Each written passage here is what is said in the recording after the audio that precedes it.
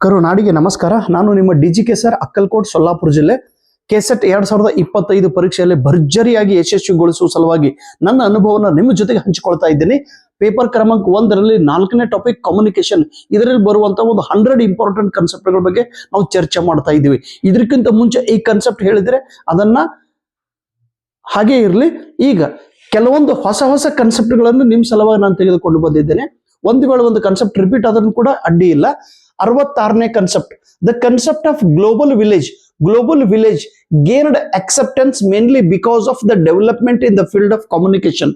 Communication field ದಲ್ಲಿ ವಿಕಾಸ ಆಗಿರುವುದರಿಂದ ಗ್ಲೋಬಲ್ ವಿಲೇಜ್ ಎಂಬ ಕಾನ್ಸೆಪ್ಟ್ ಇಂದು ಎಲ್ಲ ಕಡೆ ಪ್ರಸಿದ್ಧ ಹೊಂದಿದೆ.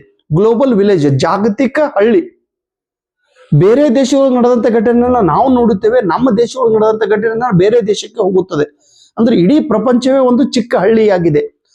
ಇದಕ್ಕೆ ಕಾರಣ ಕಮ್ಯುನಿಕೇಶನ್ ದಲ್ಲಿ ಆದಂತ ಕ್ರಾಂತಿ. ಇನ್ನು communication, the reaction of the audience is called as feedback.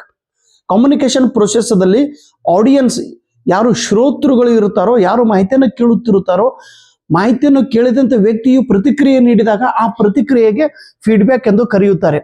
Communication is a dynamic process. Communication ಇದು ಸೈಲೆಂಟ್ ಪ್ರೊಸೆಸ್ ಅಲ್ಲ, it is a active, it is a dynamic process. ಯಾವ ಕ್ಷೇತ್ರದೊಳಗೆ? ಅಕ್ರಾಸ್ ವರೈಡ್ ಸಿಚುವೇಶನ್, ಭಿನ್ನ ಸಂದರ್ಭಗಳಲ್ಲಿ ಕಮ್ಯುನಿಕೇಶನ್ ಇದು ಡೈನಾಮಿಕ್ ಪ್ರೊಸೆಸ್ ಆಗಿ ಹೊರಹೊಮ್ಮುತ್ತದೆ.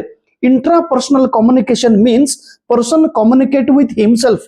Intra personal communication ಎಂದರೆ, intra ಎಂದರೆ ಸ್ವತಃ, ಪರ್ಸನಲ್ ಒಬ್ಬ ವ್ಯಕ್ತಿಯು ತನ್ನ ಜೊತೆಗೆ ಮಾತನಾಡುತ್ತಿದ್ದರೆ ಆ ಪ್ರಕ್ರಿಯೆಗೆ ಇಂಟ್ರಾ ಪರ್ಸನಲ್ ಕಮ್ಯುನಿಕೇಶನ್ ಎಂದು ಕರೆಯುತ್ತಾರೆ. ನ್ಯೂಸ್ ಪೇಪರ್ ಓದುವಾಗ ನಾವು ನಮ್ಮ ಜೊತೆಗೆ ಮಾತನಾಡುತ್ತೇವೆ, ದೇವರ ಜೊತೆಗೆ ಪ್ರಾರ್ಥನೆ ಮಾಡುವಾಗ ನಾವು ನಮ್ಮ ಜೊತೆಗೆ ಮಾತನಾಡುತ್ತೇವೆ, ಧ್ಯಾನ ಮಾಡುವಾಗ ನಾವು ನಮ್ಮ ಜೊತೆಗೆ ಮಾತನಾಡುತ್ತೇವೆ, ಟೆನ್ಷನ್ ಆದಾಗ ನಾವು ನಮ್ಮ ಬಗ್ಗೆನೇ ವಿಚಾರ ಮಾಡುತ್ತೇವೆ. We are talking with ourself, that is known as intrapersonal. ಹೇಳುವವನು ಕೇಳುವವನು ಒಬ್ಬ ವ್ಯಕ್ತಿಯಾಗಿರುತ್ತಾನೆ. The first world war was stimulant for the development of radio. ರೇಡಿಯೋವನ್ನ ವಿಕಾಸ ಮಾಡುವ ಸಲುವಾಗಿ ಫಸ್ಟ್ ವರ್ಲ್ಡ್ ವಾರ್ ಕಾರಣೀಭೂತವಾಗಿದೆ ಅಂತೇಳಿ ಹೇಳುತ್ತಾರೆ. ಇಲ್ಲೊಬ್ಬ ವ್ಯಕ್ತಿ ಅದನ್ನ ಪಿಯರ್ ಬೋರ್ಡಿ, ಇವ್ರು ಏನ್ ಹೇಳ್ತಾರ್ರಿ? Cultural capital through communication is socio cultural benefit. Cultural capital ಅನ್ನೋ ಕಾನ್ಸೆಪ್ಟ್ ಅನ್ನ ಪಿಯರ್ ಬೋರ್ಡಿ ಇವ್ರು ಹೇಳಿದ್ದಾರೆ. ಇವ್ರು ಏನಂತಾರ್ರಿ? ಕಮ್ಯುನಿಕೇಶನ್ ಮೂಲಕ ಸೋಷಿಯೋ ಮತ್ತು ಕಲ್ಚರಲ್ ವಿಕಾಸವಾಗುತ್ತದೆ. ಇನ್ಫೋನೆಟ್ ಶಬ್ದದಲ್ಲಿ 2 ಶಬ್ದಗಳು ಕೂಡಿ ಇನ್ಫೋಟೈನ್ಮೆಂಟ್ ಶಬ್ದ ತಯಾರಾಗಿದೆ. ಇನ್ಫಾರ್ಮೇಶನ್ ಮತ್ತು ಎಂಟರ್ಟೈನ್ಮೆಂಟ್. ಇನ್ಫಾರ್ಮೇಶನ್ ಅಂದ್ರೆ ಮಾಹಿತಿ, ಎಂಟರ್ಟೈನ್ಮೆಂಟ್ ಅಂದ್ರೆ ಮನೋರಂಜನೆ. ಇನ್ನು ಕಮ್ಯುನಿಕೇಶನ್ ಒಳಗೆ ಚಾನಲ್ ಎಂದರೆ ಮೀಡಿಯಂ. ಪಾಪ್ಯುಲರ್ ಕಲ್ಚರಕ್ಕೆ ನಾವು ಇನ್ನೊಂದು ಹೆಸರಿದೆ. ಪಾಪ್ಯುಲರ್ ಕಲ್ಚರಕ್ಕೆ, ಪ್ರಸಿದ್ಧವಾದ ಒಂದು ಸಂಸ್ಕೃತಿಗೆ ಮಾಸ್ ಕಲ್ಚರ್ ಎಂದು ಕೂಡ ಕರೆಯುತ್ತೇವೆ. ಚಾರ್ಲಿ ಚಾಪ್ಲಿನ್ ಅನ್ನೋ ಒಬ್ಬ ವ್ಯಕ್ತಿ ಮಾಡರ್ನ್ ಟೈಮ್ಸ್ ಅನ್ನೋ ಒಂದು ಸಿನಿಮಾವನ್ನು ತೆಗೆದಿದ್ದಾನೆ. ಆ ಸಿನಿಮಾದೊಳಗೆ ಒಂದು ವಿಷಯ ಇದೆ.